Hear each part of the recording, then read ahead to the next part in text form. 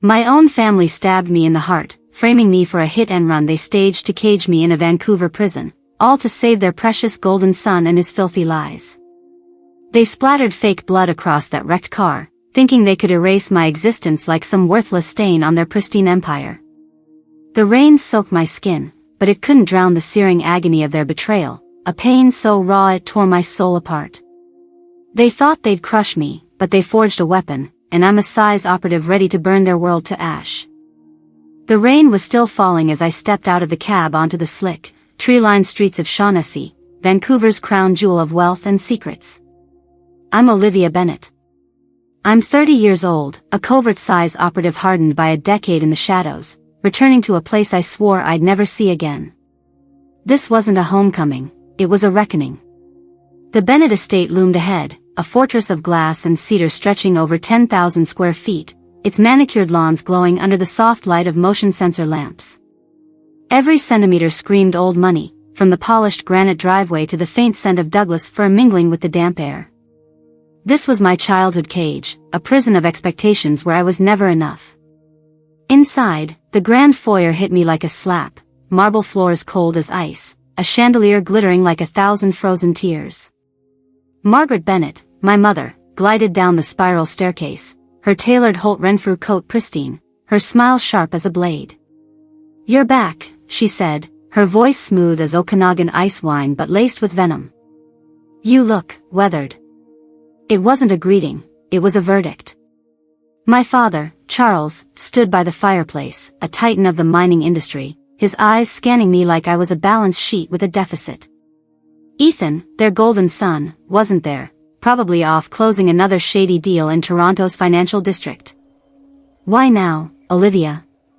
Charles asked, his tone flat, as if my presence was an inconvenience. I swallowed the rage boiling in my chest. "I wanted to see my family," I lied, my voice steady despite the storm inside. They didn't know I'd overheard their plan to frame me, to lock me away for Ethan's sins. This wasn't just a reunion. It was the start of my war to tear their empire down. As I stood in the frigid marble foyer of the Bennett estate, the weight of my return pressed against my chest like a 100-kilogram stone. The memories of my childhood in this Shaughnessy mansion came crashing back, each one a jagged shard slicing through the years I'd spent burying them. This wasn't just a house, it was a battlefield where I'd been outgunned from the start.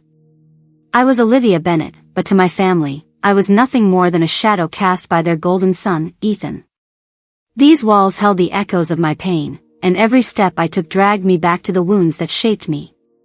At 13, I was a scrawny kid with a head full of numbers, pouring my heart into a math project for the British Columbia Junior Math Olympiad. I'd spent weeks in our garage, scribbling equations on a whiteboard, my hands smudged with marker ink, dreaming of a moment to shine. When I won first place, clutching that cheap gold-plated medal, I ran home, my heart pounding with a hope I hadn't yet learned to crush. I found Margaret in the dining room, arranging peonies in a crystal vase worth more than a teacher's salary. "Look, Mom," I said, holding up the medal, my voice trembling with pride. She barely glanced at it, her lips curling into a sneer. "Olivia, a Bennett girl doesn't need to play with numbers," she said, her voice sharp as a Stanley Park wind. "It's unbecoming. Go clean yourself up." My medal was tossed onto a side table, next to a stack of Ethan's lacrosse trophies, already gathering dust by the next day.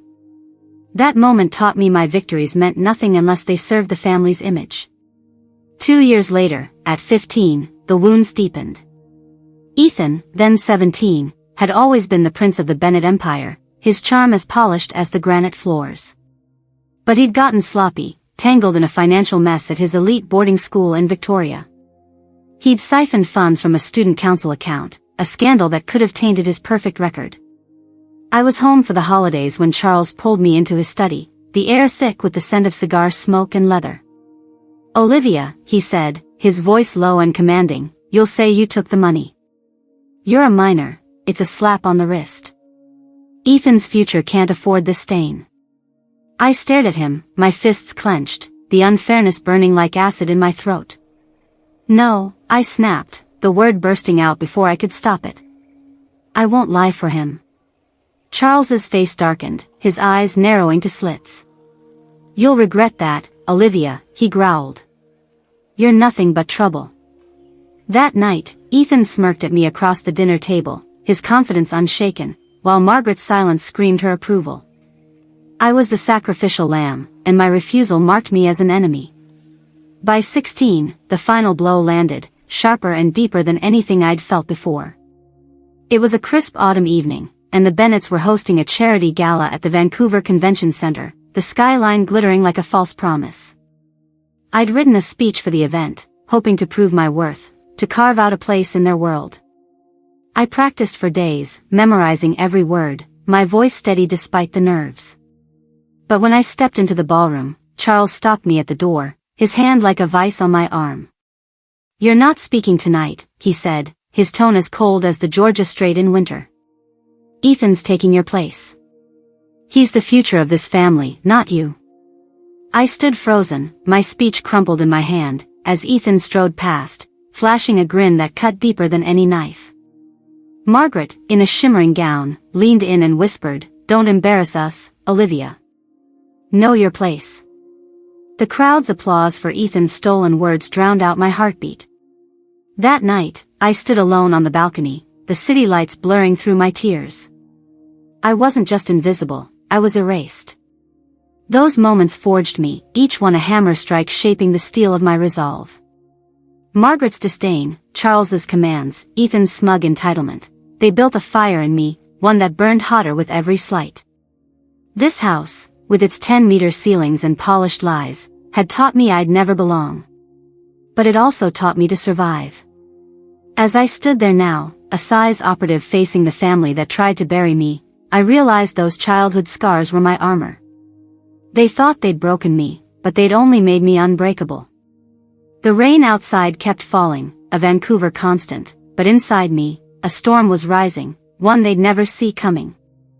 The rain-soaked streets of Vancouver blurred past as I slipped out of the Bennett estate, my heart pounding like a drum in my chest, each beat echoing the betrayal I'd just uncovered.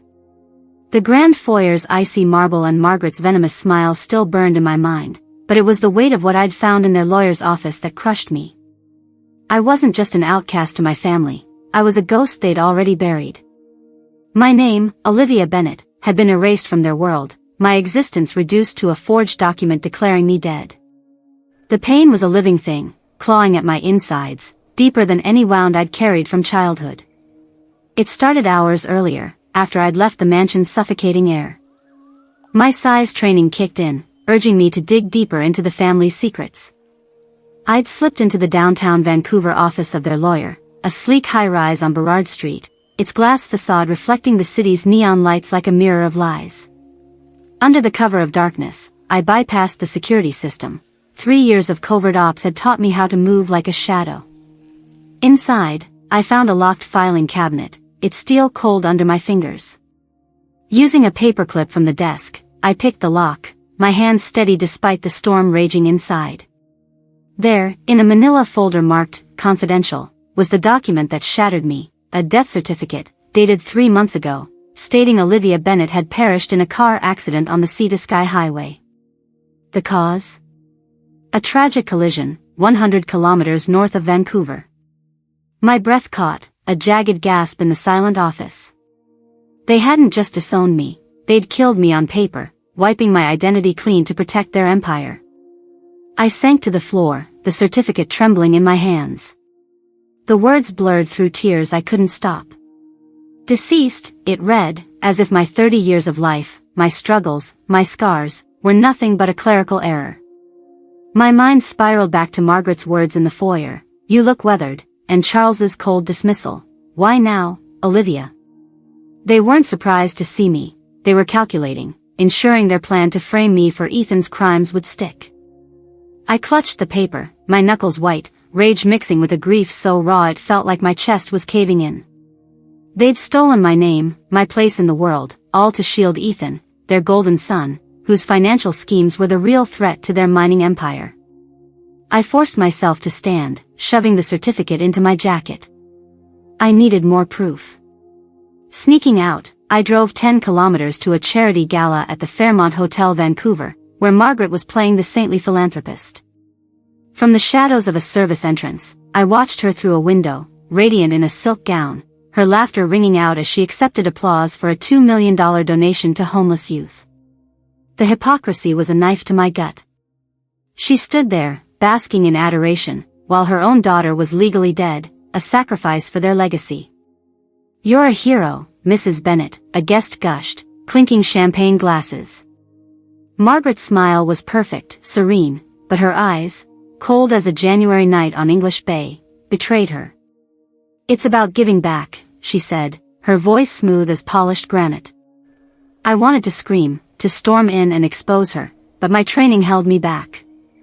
Rage wouldn't win this war, strategy would. As I stood in the rain, the gala's lights casting long shadows, I felt the full weight of being erased. My childhood had been a series of rejections, Margaret's sneer at my math medal, Charles's demand to take Ethan's blame, the stolen speech at the gala, but this was different. This wasn't just neglect, it was annihilation. They'd forged my death to secure a mining contract, one tied to Ethan's shady deals, ensuring no familial dispute could jeopardize their billions. The pain was unbearable, a black hole swallowing every hope I'd ever had of being seen, of mattering. But in that darkness, a spark ignited. They thought they'd buried me, but they'd forgotten who I was. I wasn't just Olivia Bennet, the unwanted daughter. I was a CSIS operative, trained to survive, to strike from the shadows. My fingers tightened around the crumpled certificate. This wasn't the end, it was the beginning of their downfall. The rain had stopped, but the chill of Vancouver's night clung to my skin as I crouched in the shadows of a deserted rest stop off the Sea-to-Sky Highway, 50 kilometers north of the city. The crumpled death certificate in my pocket felt like a lead weight, its words, "Olivia Bennet, deceased," searing my mind. My family hadn't just erased my name, they'd woven a noose to hang me with, and I was about to find out how tight it was. My CSIS training screamed at me to move, to act, to uncover the truth before their lies buried me for good.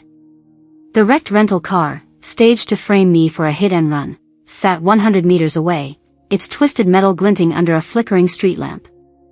This was their trap, and I was stepping right into it to rip it apart. I approached the car, my breath shallow, every nerve on high alert.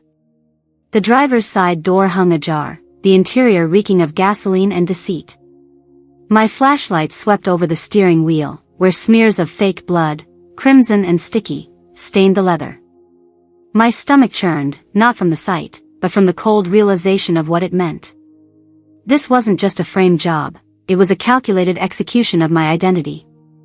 I knelt beside the car, my fingers tracing the dashboard until I found it, a tampered airbag sensor, wired to deploy remotely. My heart pounded like a jackhammer. This was no accident. They'd rigged the car to crash, planting evidence to ensure I'd take the fall for a crime that never happened. My family wanted me in a Vancouver prison, out of their way, so Ethan's dirty deals could stay buried. I needed proof, something concrete to expose their scheme. Slipping into the underbrush, I moved silently, my training guiding every step. At a nearby gas station, a 24-hour Petro-Canada glowing like a beacon in the dark, I used a burner phone to hack into the station's security feed. The grainy footage showed a figure in a black hoodie wiping down the car, their movements frantic but precise. My breath caught as the figure turned, the light catching their face for a split second. It was Ethan, his smug grin unmistakable, the same one he'd flashed when he stole my speech at the gala years ago. "You bastard," I whispered, my voice trembling with rage. He'd planted the blood, set the trap, and walked away, thinking he'd won. But he'd made a mistake, leaving evidence on a camera he didn't know existed. Back at a cheap motel on Kingsway, 10 kilometers from downtown, I pieced together the puzzle. My laptop screen glowed with the stolen footage, Ethan's face frozen in guilt. But I needed more. Using a secure CSIS channel, I accessed a fragment of Charles's encrypted emails, a skill I'd honed in covert ops across the prairies. One email, sent from Charles to a lawyer, stopped me cold. "The girl is a liability," it read. "Stage the crash, pin the hit and run on her. Ethan's mining contract depends on her silence." My blood ran cold, the words slicing through me like a knife through butter.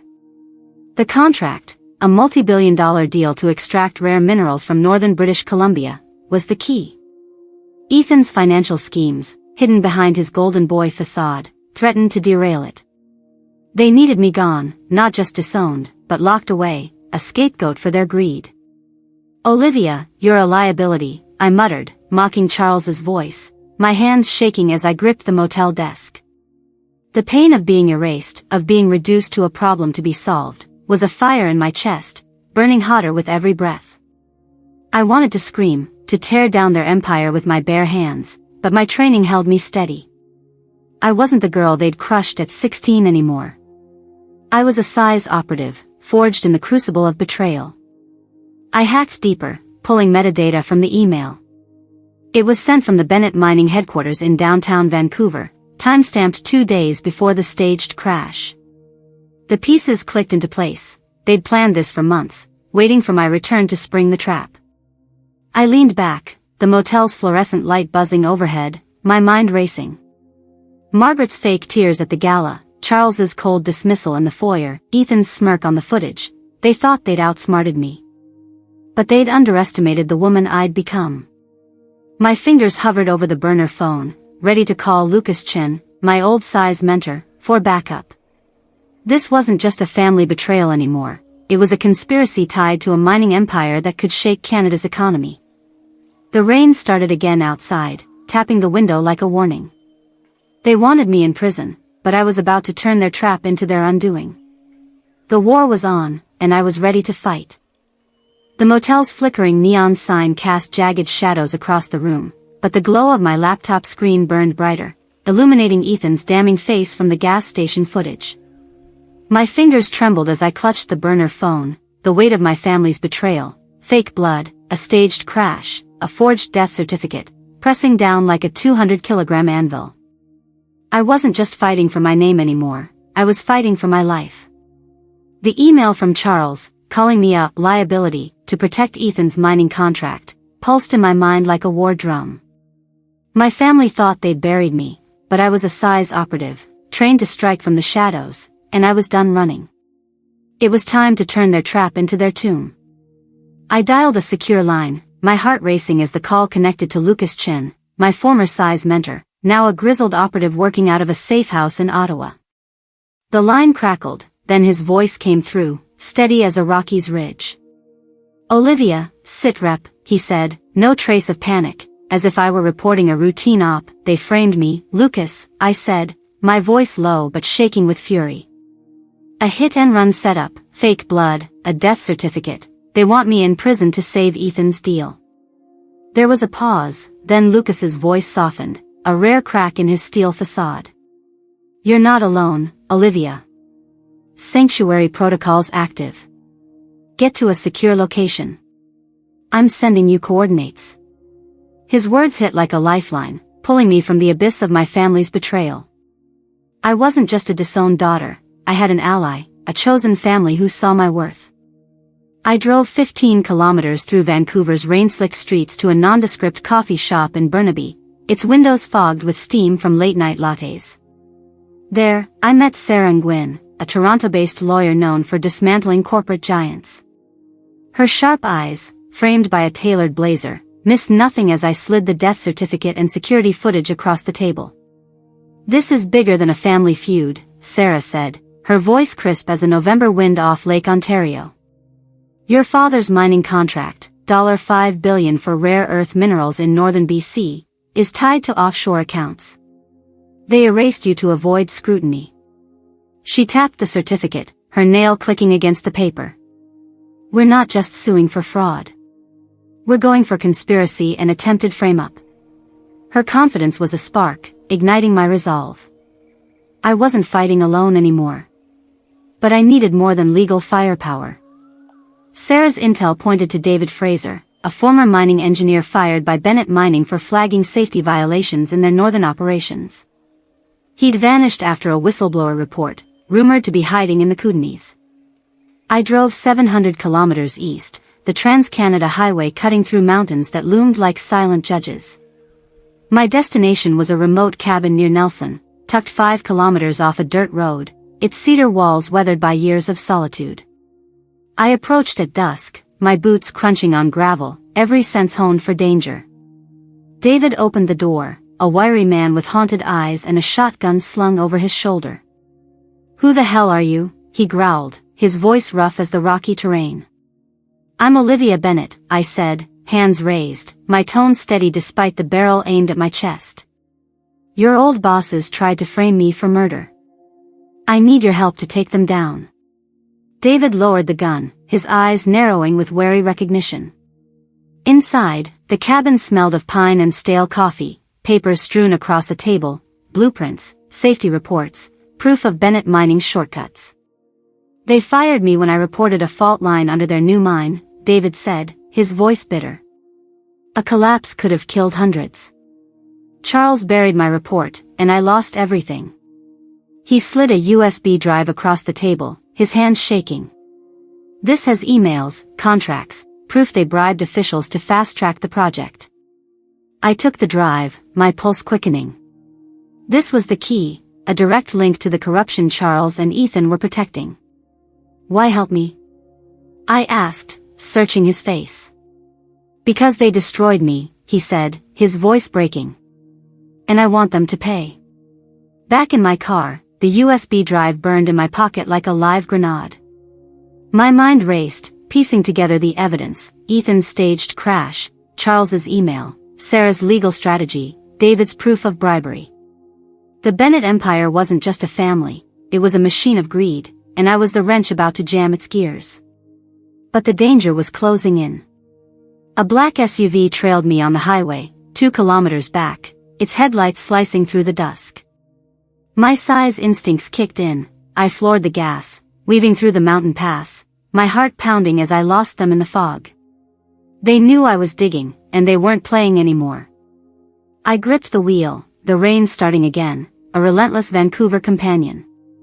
My family thought they'd silenced me, but every kilometer I drove was a step toward their destruction. I wasn't just Olivia Bennett, the erased daughter. I was a weapon, and my counterattack had just begun. The Kootenai Mountains loomed like silent sentinels as I sped away from David Fraser's cabin, the USB drive in my pocket heavier than a 50-kilogram boulder.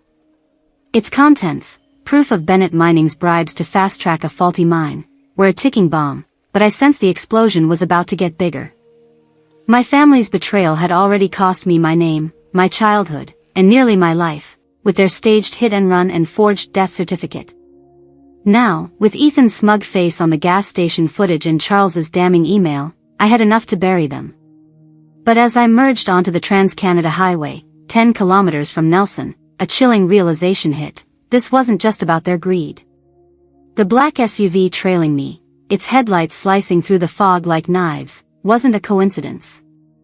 They knew I was closing in, and they weren't just protecting a mining contract, they were hiding something that could shake Canada to its core. I floored the gas, my stolen car roaring through the mountain pass, the speedometer hitting 120 kilometers per hour. The SUV stayed close, 500 meters back, its presence a cold fist squeezing my chest. My size training kicked in, every nerve screaming to evade, to survive. I veered onto a logging road, tires screeching on gravel, the forest swallowing me whole. The SUV's lights faded, but my pulse didn't slow. Whoever they were, hired muscle, likely, meant business. I parked in a clearing, my breath ragged, and pulled out my laptop. David's USB held more than bribe records. Buried in a folder marked classified, I found a file that stopped my heart, a contract addendum detailing Bennett Mining's sale of proprietary drilling tech to a foreign entity known for cyber attacks on Canadian infrastructure. This wasn't just corruption, it was treason. My hands shook as I opened the file, the screen's glow casting my face in harsh light.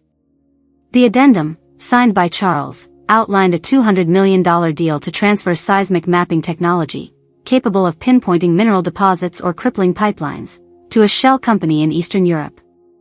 Metadata showed it was finalized a week before my death was staged. No loose ends, Charles had written in a follow-up email to an unnamed contact. The girl's out of the picture. My blood boiled, the words searing my soul like a brand. They hadn't just framed me for Ethan's crimes, they'd sold out Canada's security to line their pockets, and I was the collateral damage. The pain of being erased, of being reduced to a footnote in their empire, ignited a fury so raw it nearly blinded me. I needed to confirm the stakes. Using a satellite uplink from my CSIS kit, I patched into a secure server, my fingers flying over the keys. The signal was weak, 2,000 kilometers from Ottawa's hub, but I pulled fragments of a CSIS dossier on the foreign entity. It was a front for a state-backed hacking group, flagged for targeting Canada's energy grid. My family's tech could hand them the keys to our pipelines, our power plants. "You traitors," I hissed, my voice a low growl in the silent car. I sent an encrypted message to Lucas Chin, Bennett Mining selling seismic tech to a hostile state. "I have proof. Need extraction." His reply came in seconds, his tone clipped but urgent. "Olivia, this is bigger than you thought. Get to a safe house in Kamloops, 300 kilometers west. I'm mobilizing assets." But time was running out. As I restarted the engine, headlights flared behind me, closer now, maybe 200 meters. The SUV had found me. My heart slammed against my ribs as I swerved back onto the highway, the chase resuming through the fog-choked mountains. A gunshot cracked, shattering my rear window, glass spraying like jagged snow. "Stay down," I told myself, ducking low, my training overriding panic. I pushed the car to its limit, the needle hitting 140 kilometers per hour, weaving through curves as the forest blurred past. The SUV gained, its engine roaring like a predator. I spotted a narrow side road and took it, tires screaming, branches scraping the car's sides. The SUV missed the turn, buying me seconds. I ditched the car in a ditch, grabbed my laptop and USB, and sprinted into the woods, my boots sinking into mud 10 centimeters deep. Huddled behind a cedar, I caught my breath, the cold air burning my lungs. The USB in my hand was more than evidence, it was a weapon that could topple an empire and expose a national threat. Margaret's fake tears, Charles's cold commands, Ethan's cowardly schemes, they'd built a house of lies, and I was about to burn it down. But the footsteps crunching closer, heavy and deliberate, told me the fight wasn't over. My family had unleashed killers to silence me, but they'd forgotten who I was. I was Olivia Bennett, CSIS operative, forged in their betrayal. As the fog thickened, I gripped the USB, my resolve hardening like steel. This was no longer just my war, it was Canada's. The air in Vancouver's Supreme Court of British Columbia was thick with tension, the polished oak benches packed with reporters and onlookers, their whispers buzzing like hornets. I sat beside Sarah and Gwyn, my heart a 100-kilogram weight in my chest, the USB drive from David Fraser burning a hole in my pocket. Its contents, proof of Bennett Mining's bribes and the sale of seismic tech to a hostile foreign entity, were a guillotine poised over my family's empire. The staged hit and run, the forged death certificate, Ethan's smug face on the gas station footage, Charles's damning emails, all led to this moment. My family had tried to erase me, to lock me in a prison for Ethan's crimes, but today, I'd turn their lies into their undoing. I was Olivia Bennett, CSIS operative, and this courtroom was my battlefield. Across the room, Margaret sat ramrod straight in a cream-colored Chanel suit, her face a mask of icy composure, as if she were attending a charity luncheon rather than her own reckoning. Charles, beside her, radiated the unyielding authority of a mining titan, his jaw set, eyes fixed on the judge's bench. Ethan slouched next to them, scrolling his phone, his arrogance unshaken, as if this were just another inconvenience. Their lawyer, Michael Harrow, a shark in a $5,000 suit, leaned forward, exuding confidence that reeked of privilege. They thought they were untouchable, that their billions and their name would shield them. They were wrong. Sarah rose, her presence commanding, her voice cutting through the courtroom like a blade through silk. "Your Honor," she began, her tone steady as a Fraser River current, "the defense claims Olivia Bennett staged a reckless hit-and-run and fled. But we have evidence proving a conspiracy to frame her, orchestrated by her own family to protect a $5 billion mining contract." A murmur rippled through the crowd. Sarah clicked a remote, and the courtroom screen flared to life, displaying a still from the Petro-Canada footage. Ethan's face, caught mid-smirk as he planted fake blood, drew a collective gasp. "That's not all," Sarah continued, her voice rising. "This email, sent by Charles Bennett, orders the staging of a crash to silence his daughter." The email flashed up, its words stark: "The girl's a liability. Pin the hit and run on her." Margaret's composure cracked, her hand clutching her Hermes bag so tightly her knuckles whitened. Charles's face drained of color, his tightened facade crumbling. Ethan dropped his phone, his eyes wide with panic for the first time. Harrow leapt to his feet, his voice shrill. "Objection, Your Honor. This evidence is inadmissible, obtained through illicit means." Judge Eleanor Harper, a no-nonsense jurist with a reputation sharper than a Nanaimo winter, slammed her gavel. "Overruled, Mr. Harrow," she said, her voice like granite. "This is a preliminary hearing. The court will hear it. Sit down." Sarah didn't pause.